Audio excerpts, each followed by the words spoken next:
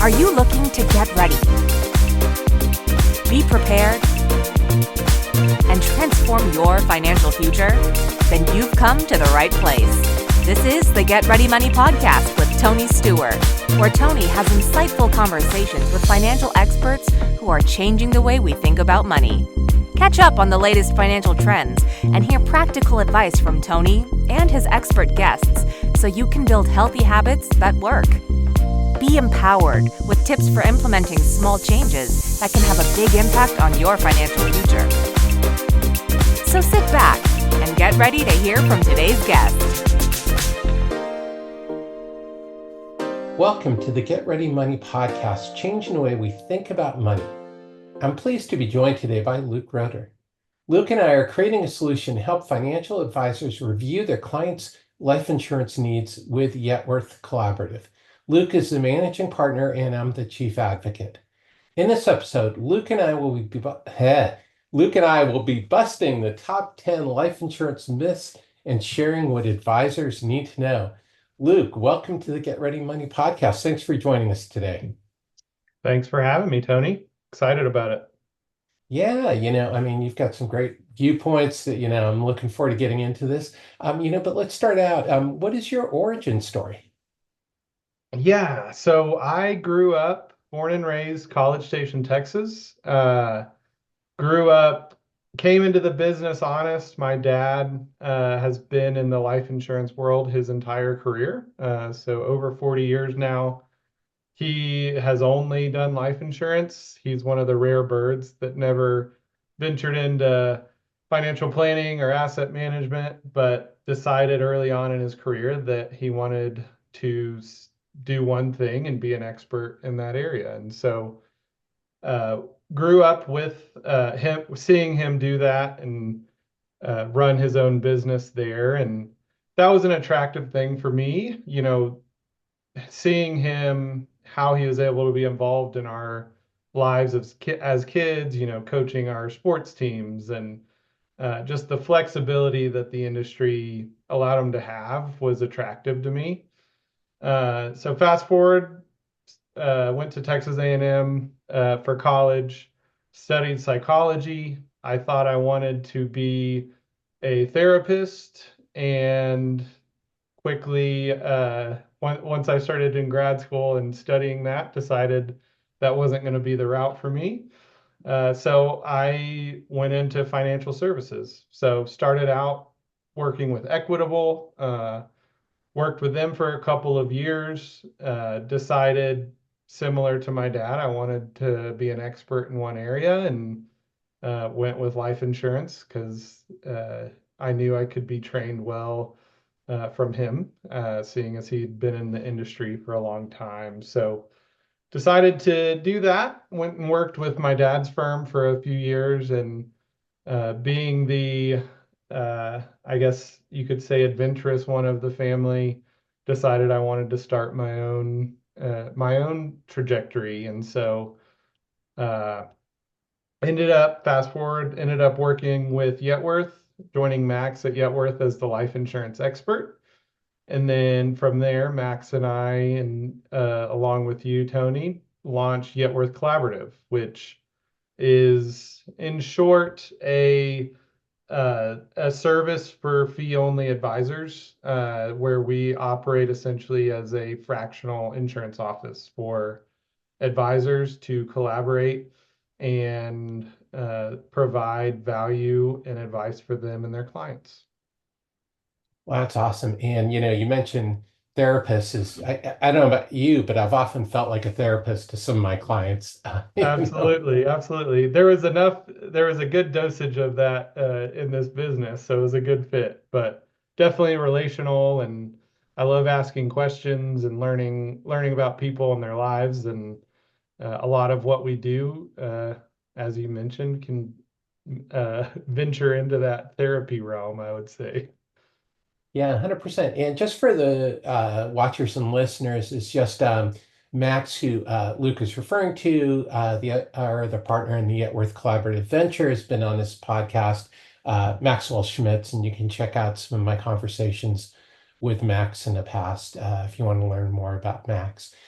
So to get back into it, before we bust into the top 10 life insurance myths is, you mentioned curiosity. Do you think that's a missing component that people aren't curious about life insurance? Absolutely. And I think a big reason for that is an honest reason, I think, is people there's a bad connotation when it comes to life insurance a lot of times, and for good reason. I think products are peddled, products are sold to people who don't necessarily need certain, permanent policies or different strategies, utilizing premium finance or whatever the hot ideas of the moment. And so I think a lot of times life insurance has gotten a bad rap because of those things. And when that happens, people tend to write things off versus becoming curious about them. And so, yeah, I do think that that is a component that's lacking in a lot of planning, is that curiosity piece. And not only on life insurance products, the industry, but really in the strategy behind things and, client fact patterns and asking the right questions and what's important to people. So I would say curiosity is lacking, but not only, in just that one product lane, but across the board from the client to the situation onward. Yeah, I'm with you 100%. I think that's one of the best things we can do for consumers is to help them become curious about Mhm. their financial services and products, and as well as planners to become, to move outside your comfort zone with products that you're not comfortable with, is to learn a little bit more. And that's the Right. purpose of this episode as we get into the top 10 life insurance myths, is that these are not only for advisors, but for everyone who has a life insurance policy, to think about that. We hope these are ideas and concepts that will help you with that. So without further ado, let's get into the number one life insurance myth, or myth number one. Life insurance is only for people who are working and people who have kids. What do you think about that, Luke? Uh, it is a myth because that is not the case. There are other situations where life insurance is integral uh, to the planning process. I think more than anything, that's where life insurance is thought about the most, and for good reason. If you're working, have a family that's reliant on income, and something happens, obviously there needs to be a death benefit that can cover, that cost of living and can help moving forward. But there's so many areas where life insurance is needed as well in planning. You think about businesses, if they have a buy-sell agreement that needs to be funded, and that can be funded with life insurance or disability insurance. You think about estate planning, which is an area that we work a lot in. You know, Sometimes if a client has a taxable estate, life insurance can be a key component to that estate plan and wealth transfer plan. So I would say that's a myth. That's where most people think of life insurance, is to cover that income need, but there are a lot of other needs that life insurance can cover as well. Yeah, 100%. To me, where I come down on this is that, as you said, with the estate planning or buy sell, it's where there's going to be a financial impact Hmm. with the loss of the insured is, I think, that's it. And I think the most common place where this comes in is for most families, if you have a non-working spouse who's busy running around the kids, running the household, doing all these other things, is that we have to take a look at it and go, okay, well, is this person's death going to have a financial impact? And as you point out, it could be in a business situation with a partner where maybe it's not a direct impact, but they're ones who brings in client. Maybe the rainmaker in the firm Hmm. um, is somebody whose death is going to have, an indirect financial impact. Absolutely. Yeah, so that's awesome. Myth number two, life insurance is too expensive. this one's funny because it depends on your definition of too expensive, right? But I think ultimately you have to look at from a perspective of yes, the premium may be expensive, but what is, to your point earlier, what's the cost if something happens? So while a premium may seem expensive, it's going to be much more costly and much more expensive sometimes to not have insurance in that situation. I think of car insurance, right? No one likes paying their car insurance premium, but if you get in an accident, you're sure glad you have it. And so it's similar for me in the life insurance space. No one likes paying a monthly premium or an annual premium, but when that insurance is needed, people are glad they have it. Um, and and and secondly, I would say too is make sure you understand your options for paying a life insurance policy. Sometimes people are pitched policies that, could be a level pay premium, and they don't understand that, those premiums could increase if it's a permanent policy, or, they could stop paying premiums if the policies perform well. So make sure you understand the mechanics of the policy as well and what your options are to change change the way that that policy is paid. Yeah, I think that's so important is for people to understand how the policy actually works. And to your point about whether or not it's too expensive, that's the wrong question. The question is whether it's worth it to you to provide for the risk, because insurance is really just a leverage tool. And, is that, does it make sense? I often times take a look at, say, okay, well, if the life insurance premium is more than 4% of the death benefit, yeah, then it gets expensive. But, $100 premium doesn't seem like a lot, but if it only gets you $1,000 of life insurance, then it becomes pretty expensive. So Right, right. it's all perspective. So Yep, love that. it is. Yeah, and what's important to the client, for sure. Exactly. And what works in the sense of the overall financial plan? Mhm. How does it fit in? Does that provide what's needed to make sure that the plan is protected? I mean, that's all insurance really is. It's a safety net of if something bad happens, it's protection. Right, right. So, all right. Myth number 3. I have health issues, so I can't get life insurance. Yeah, this is a tricky one. And I would say this myth particularly is points to the value of being able to shop around to different carriers, right? Because one carrier could look at a health issue as a major problem, and another carrier might not weigh that problem as high as the other carrier. And so, we've worked with clients who have been declined for life insurance and just assume moving forward they wouldn't qualify for life insurance anywhere. And what I always tell people is we don't know until we find out, right? And so let's, get together your medical records. Let's look at those records and go to different carriers and ask how they'll treat it, because I've had clients that have been declined by 6 different carriers, and one carrier offers them best class. And so this is one of the things that you never know until you try, right?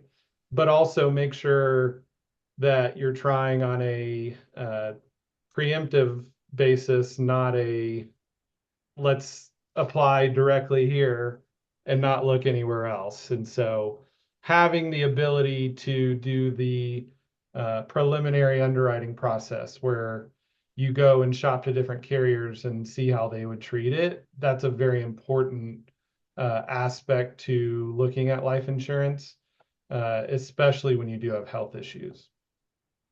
Yeah, I think exactly the same thing is that each insurance company has their own way of underwriting risk, and it's oftentimes said that underwriting is more of an art than a Mhm. science. And that really says it all. And, and again, with health issues, it even gets into what we were talking about earlier with the too expensive. It just depends. The obvious thing is if you're terminally ill, of course, you're not going to be able to get life insurance because at the end of the day, the insurance company really doesn't want to pay a claim anytime soon. Mhm. They need to pile up the premiums to do that. But they all have their own way of looking at it and interpreting like, okay, well, this person may have had a heart attack, but they're taking really good care of their body. They've had clean heart tests. They're making all their follow-up appointments. We don't see a problem with it. So, yeah, Right, that's a myth. right. It is. It is. All right, number 4, group life insurance takes care of all life insurance needs. Yeah, this one, that's a big no in my mind. Typically, when you look at your group benefits, your group life insurance is usually going to cover, maybe one, to two to three times your salary. So it could provide a pretty substantial death benefit. The issues there, though, one, you don't own that policy. So you leave that employer, you don't typically get to take that policy with you. There are exceptions to that. Sometimes you can, but I would say majority of the time, that's not your policy. And then two, people don't understand that it's only a limited death benefit, and they haven't run a needs analysis on what type of death benefit they need. Is it a great benefit to have? Sure, but make sure it's not the only one you're relying on. Yeah, there's a couple things there for me, of course, is one is it doesn't continue when you leave your employer typically. The other thing too is that it's not necessarily cheaper. Is if you are in good health, you can probably get better rates out Hmm. on the marketplace because group health insurance is designed, on a standard risk basis, not Hmm. to differentiate out better Yeah. risks class. And I'll give you an example on that. We are working currently with a client who came to us. He has a group policy. It's become more and more expensive as he's gotten older. And he wanted to see what a policy would cost if he just bought it on his own. And he's saving about $100 a month from switching from his group policy to a personally owned policy. So, and obviously he received best class on his personal policy, super healthy guy, but he was paying a lot more than he needed to for that group policy versus what he could get on his own. So that's a great point Exactly. you made.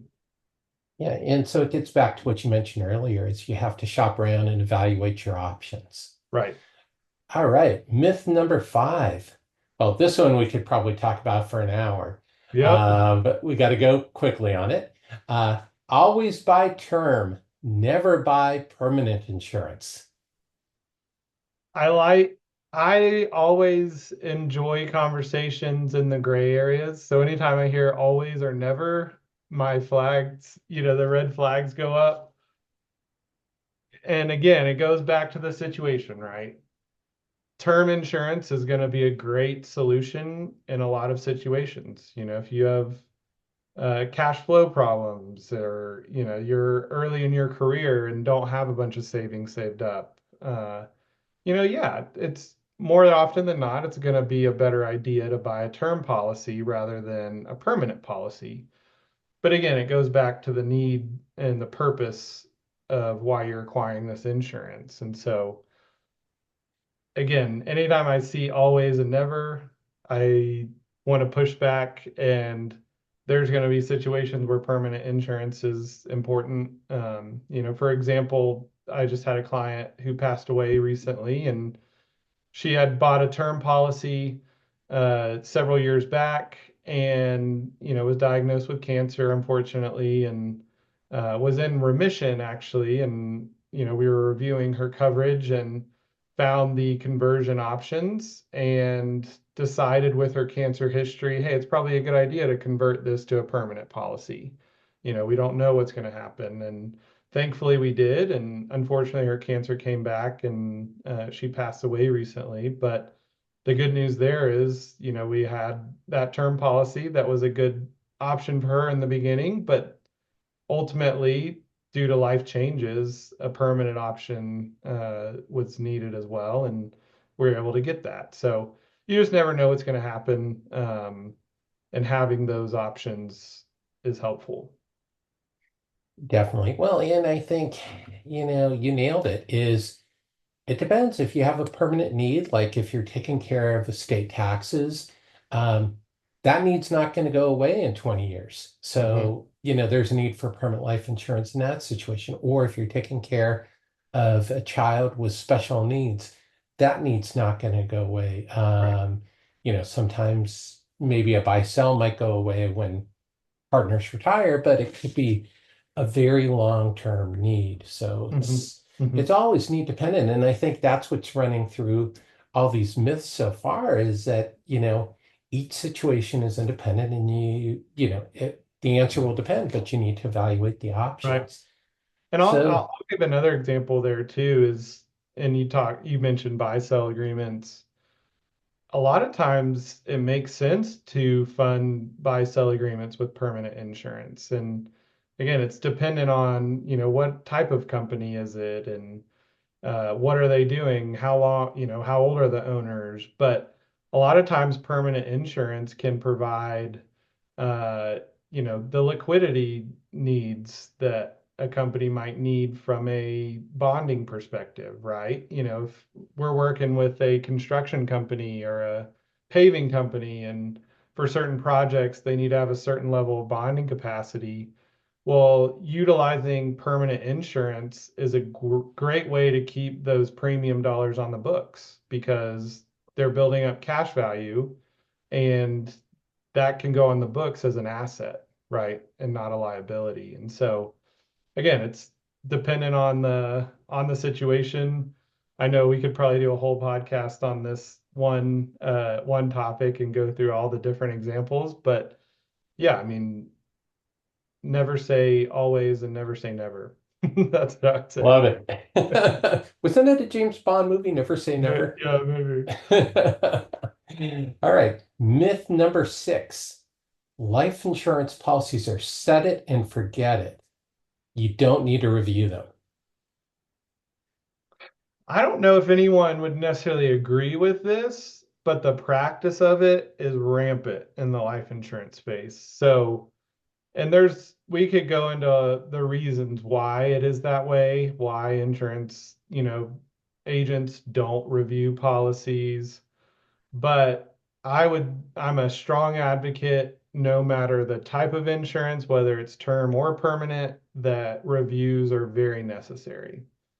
From a term perspective, products change, pricing changes, needs change for the client, and you need to be reviewing why your clients have this insurance, right? And then on the permanent side, obviously those need to be reviewed as well.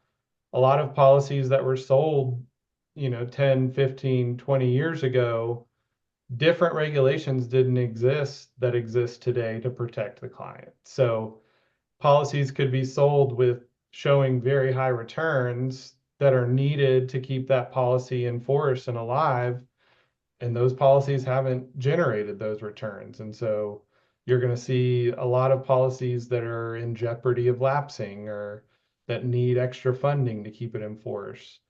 Um, Insurance carriers can change their cap rates, their participation rates, and what you're being credited in your policy isn't what you originally thought you could be credited. So again, from term to permanent insurance, every policy needs to be reviewed. And I'll die on that hill for sure. Well, and as everybody who watches and listens and knows anything about me, this is something I have talked about for the better part of 30 or 40 years about the importance of reviewing life insurance policies. Just want to clarify a couple of things you were talking about is when you refer to cap rates, that's the maximum rate that can be credited on an indexed universal life policy, and Mhm. participation rate is how much you can participate. So, where you're going with that is that policies are complex and things can change. Right. So you need to stay on them. And one of the things that I would also add on is, and fortunately, we haven't had this issue in years, is carrier financial strength. Hmm. That can become an issue. So if you're talking about a permanent policy that's going to be enforced for 60 years or 70 years, things can change with that carrier. So, that alone is something to take a look at. Or if you're doing policy loans or whatever, it's important to take a look at these things. And as an advisor, you owe to your clients to make sure they're reviewing it. And just as a consumer, with any financial service or product, review it, because as Luke said at the top of this conversation, is things change. Your Hmm. needs change. So make sure the policy is still serving your needs, because that's what this is really about, is taking care of your need for life insurance. Right. So Yeah. And on top of that, from a client perspective, financial goals can change, family dynamics can change, divorce happens, things change that affect the original purpose of why you bought a policy. On top of that, tax laws change, that can affect your financial plan. So there's so many different moving pieces whenever you look at life insurance and financial planning and where it fits in a financial plan. And it just needs to be reviewed. It's a part of your overall plan and it needs to maintain its purpose, and those purposes change. So, very important. yeah, 100%, 100%. So myth number 7. This is another one we could spend a lot of time on. So myth number 7 is life insurance is an investment. Hmm. This one's interesting to me because, uh, first off, the name life insurance indicates what it is. It's insurance. It exists to protect against a risk, right? So first and foremost, it always needs to be seen through that lens, in my opinion. On the other side, there are components, insurance carriers have spiffied up these contracts and uh, you know included investment components internally inside these contracts. So there can be an investment component to the policy, but life insurance itself isn't necessarily an investment, Um, Now, where I would say it could merge into that realm is, when you're looking at it from an estate planning standpoint, you want to understand what is the, IRR on this death benefit compared to the premiums I'm putting in and the tax equivalent IRR as well. So you need to understand that component. But again, the reason for purpose or for purchasing that insurance is to cover a risk. And so first and foremost, it needs to be seen from that lens.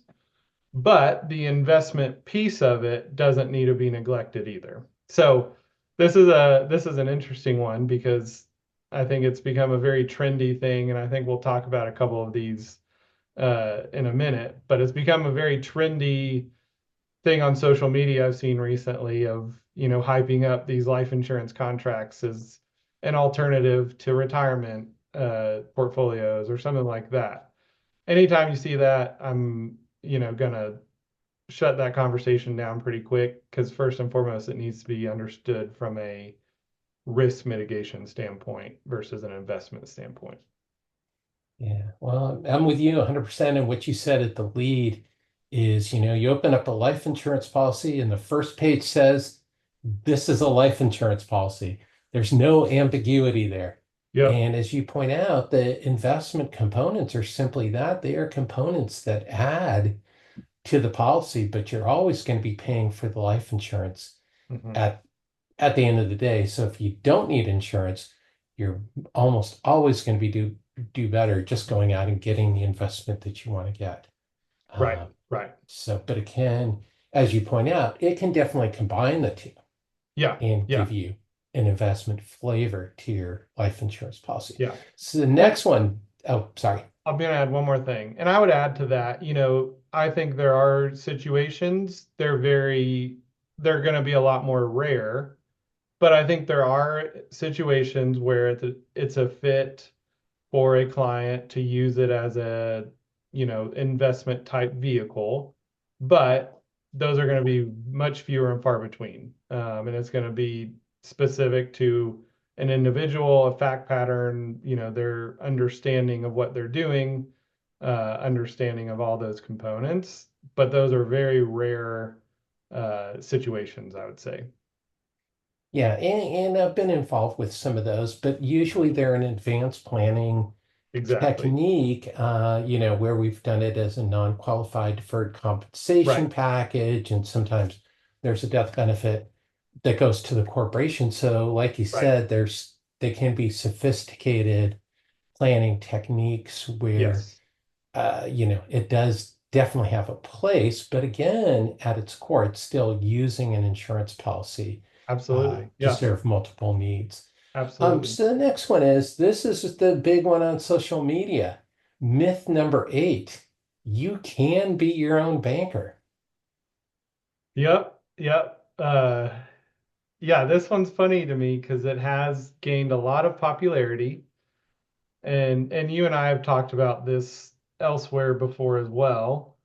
Um, my understanding, this became popular with the Rockefeller book, understanding how the Rockefeller family utilized life insurance to create essentially a family bank to borrow against these giant policies. And it worked for them, right? So if it works for the Rockefellers, why can't it work for me, obviously? So, um, yeah, this is interesting because from a conceptual standpoint, the concept works. It's the practicality of it and again, going back to the needs analysis and where it fits, it's not something that fits for majority of fact patterns. And knowing psychology as well, majority of people aren't going to keep up with this policy, pay back loans how they should, even understand how the loans work.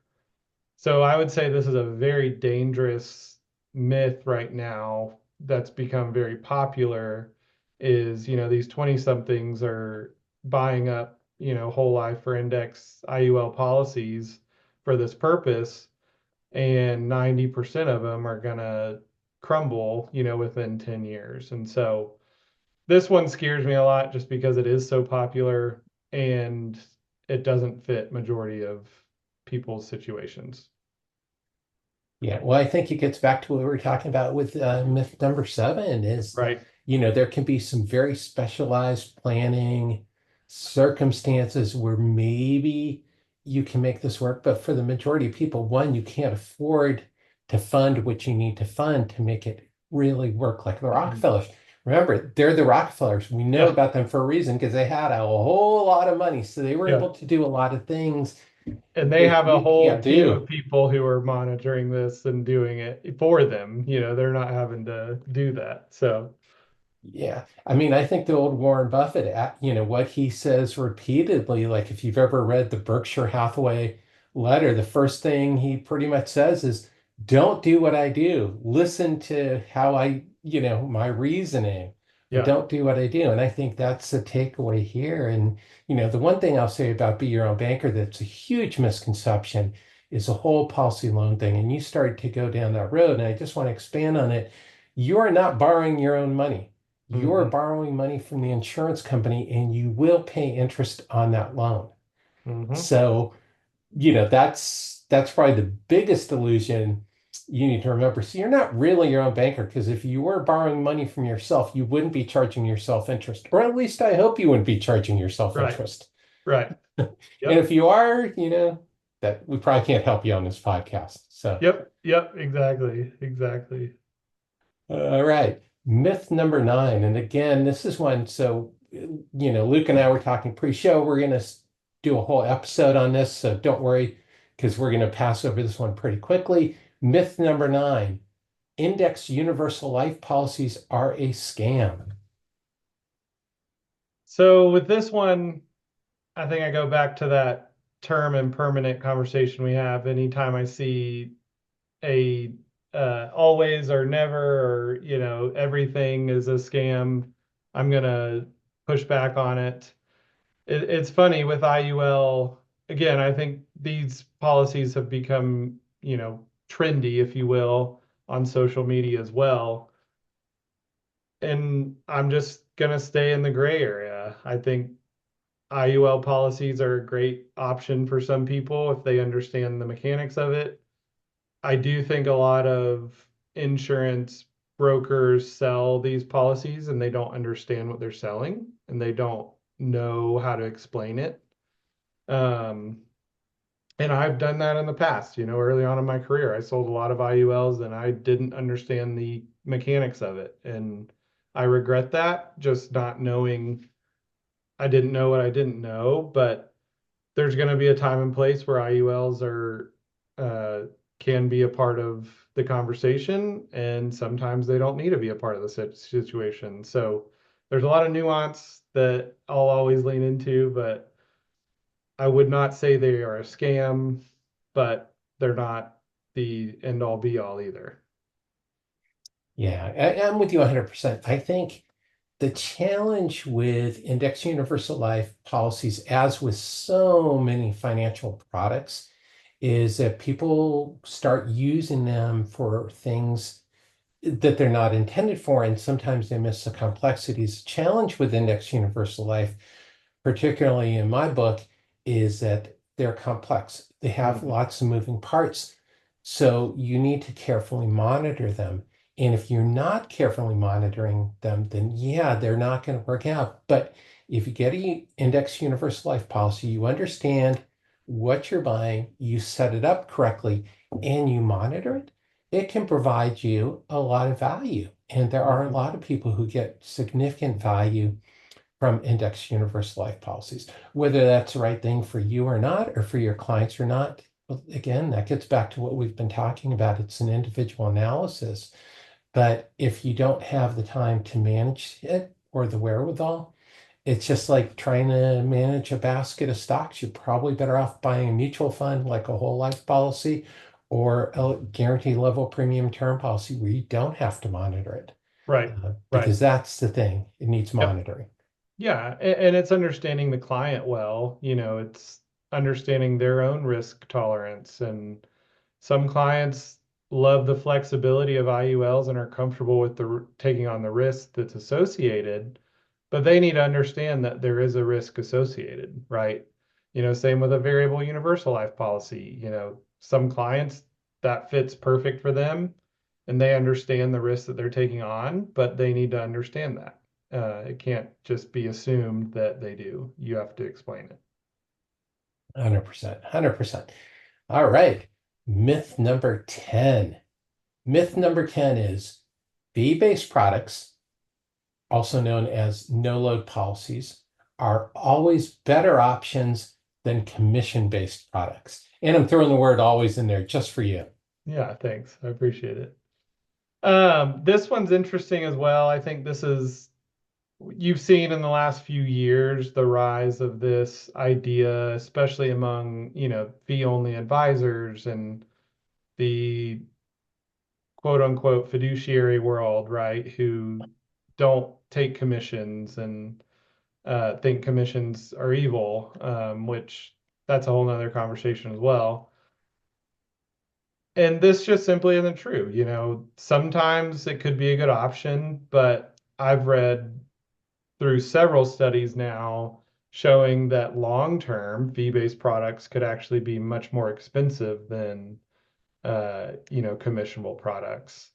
The commission-based products, those are going to be, the fees associated with those products come out in those first, 10-ish years.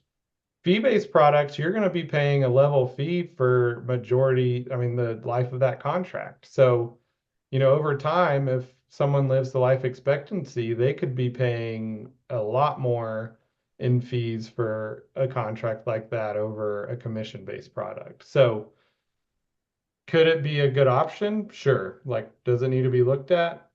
yeah, it could be looked at as an option, but it's not always going to be the best option, in my opinion. Yeah, well, there's a couple challenges for me. One, there's not a wide variety of fee-based products, Mhm. so you don't have much of a selection, and that gets back to some of the things we were talking about earlier, is having more options, especially if you have health issues. But I think the other thing you point out that's really relevant is the makeup of the policies and the cost that you're going to be paying. Is the major cost in a life insurance policy is not the commission.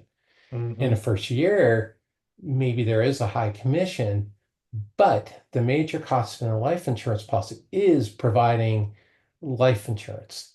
And Mhm. that cost of insurance charge is going to be the same whether Right. you have a no load, a 200% commission product, a 5% commission product. It doesn't matter. The cost of insurance is still going to be the same. This insurance company is still going to have their administrative costs.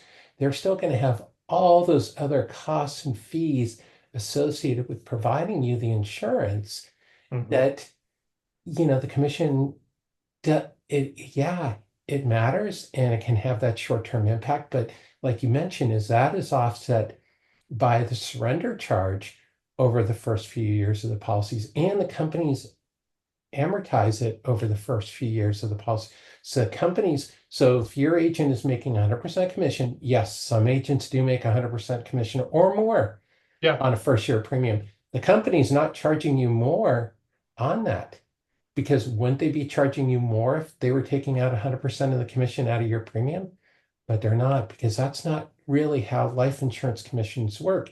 And I think when you take a look at real estate, people say, okay, well, I know how real estate commission works. If it's 6%, they take 6% of the sales price.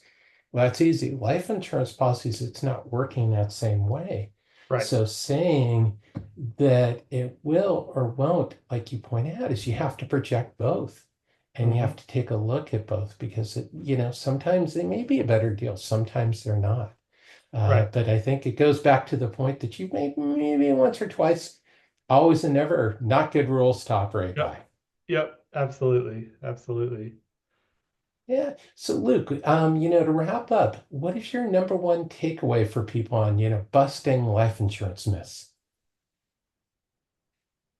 I think what you just said, always and never is not a good rule to live by. And I think too, understanding we all have preconceived notions about things, and especially in the financial services world, there's a lot of preconceived notions surrounding life insurance and disability and long-term care, especially. And so working with somebody who's an expert in that area is very important, because there's a lot of misconceptions, and the industry is constantly evolving and changing. And so it's hard to keep up with those changes. Even doing this full time and only working in the life insurance space, it's a full-time job keeping up with the changes in the life insurance space.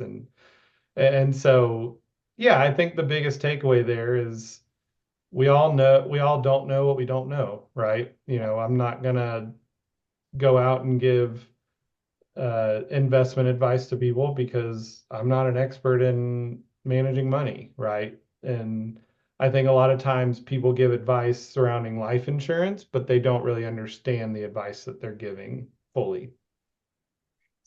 Yeah, I agree with you 100%. And unfortunately, I think there's a lot of people giving out advice, life insurance, not life insurance, Exactly. that they, Yeah. they really shouldn't give. So, whenever you get advices, you should always look at the source of that advice, Hmm. and whether they're qualified to give you that advice. But, in terms of life insurance, particularly, I think as you've talked about, during this episode, is that these policies can be really complex Hmm. and they have a lot of moving parts. And so, yeah, you can take a look at a guaranteed level premium term policy, and that's pretty simple. Somebody passes away, a death benefit is paid. We know what the premiums can be each year. But once we get beyond that, there's complexity. You start Hmm. adding in policy loans or withdrawals or interest rates or dividends and Hmm. dividend options. Hmm. Things, the more you add in, it's with anything, the more factors you add in, the more possible outcomes you could have. So Right. this Right. is awesome. Yeah, yeah. There's a lot there, that's for sure. I think there's several of those we had that could be entire episodes on their own. So, Yeah, 100%, 100%. So, Luke, thanks for joining us today. Where can advisors learn more about you? Where can they connect with you? And where's a good place for people to learn about Yetworth Collaborative and what we're up to there? yeah, absolutely. I would love to connect with anybody that wants to learn more about Yetworth Collaborative, what we're building there. Our website, yetworth.com, great place to start. Would love to connect with people on LinkedIn, pretty active on LinkedIn as well. And then email, if you reach out, would love to set a call with any advisors that want to discuss any of these myths or learn more about Yetworth. Would love to connect with you via email and set up a call. But my email is luke@yetworth.com. Pretty easy. So Awesome, awesome. And for everybody watching and listening, as always, I'll have links to Luke's LinkedIn profile and to the Yetworth Collaborative website in the show notes. So, Luke, thanks for joining us today on the Get Ready Money podcast. thanks, Tony. I enjoyed it. Yeah, and thank you, everyone, as always, for tuning in to this episode of the Get Ready Money podcast. If you learned something today to change the way you think about money, please be sure to subscribe and tell a friend. And of course, a review for the show is always welcome.